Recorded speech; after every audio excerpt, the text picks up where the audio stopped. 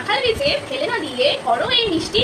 দিদির হাতে রান্না বলে কথা, তাই হবে না কোনো কটূক্তি। কাঁঠাল দানাগুলোকে সবার প্রথমে ধুয়ে আমি রোদে দিয়ে ভালো করে শুকনো করে নিয়েছিলাম। এইবার কাঁঠাল দানার বাইরে যে সাদা অংশ থাকে সেটাকে ফেলে দিতে হবে। এইভাবে সব কাঁঠাল দানাগুলো ফেলাটা ছাড়িয়ে নেওয়ার পর আমি কি প্রেসার কুকারে দানাগুলো দিয়ে তাতে পরিমাণ মতো জল দিয়ে দিলাম, দিয়ে প্রেসার কুকারে 4টি সিটি দিয়ে দেবো। তারপর সিদ্ধ হয়ে গেলে বাইরের বাদামি যে ছড়া থাকে সেটা একটু বাদ দিয়ে দেওয়ার চেষ্টা করবো। এরপর একটি মিক্সিং বলে ওই সিদ্ধ দানাগুলোকে দিয়ে তাতে একটু দুধ দিয়ে একটা মিহি পেস্ট আমি বানিয়ে নেবো। এইবার একটি কড়াইতে 1 চামচ ঘি মেল করতে দিয়ে তাতে ওই কাঁঠাল দানার যে বাটাটা করেছিলাম সেটা দিয়ে একটু ভেজে নেবো। যখন দেখবেন যে কড়া তলায় জড়িয়ে যাচ্ছে তখন তাতে আমি দুধটা দিয়ে দেবো। আমি দুধটা একটু বেশি পরিমাণে দিলাম যাতে একটু খিরখির মতো হয়, সন্দেশটা খেতে সুন্দর হয়। দিয়ে সব কিছু মিশিয়ে দিলাম। তারপর তাতে একটু কেশর, আমন্ড আর পেস্তা বাদাম কুচিয়ে অ্যাড করলাম। দিয়ে মিডিয়াম ফ্লেমে অনবরত নাড়া থাকলাম, না হলে তলায় ধরে যেতে পারে। তারপর দুধের লেয়ারটা যখন দেখবেন যে অনেকটা কমে যাবে তখন আমি তাতে 1 বাটি চিনি অ্যাড করবো। দিয়ে ভালো করে মিশিয়ে আবার নাড়া থাকবো। যখন মিক্সারটা অনেকটা ঠিক হয়ে যাবে তখন তাতে কয়েকটা কিশমিশ কুচিয়ে অ্যাড করবো।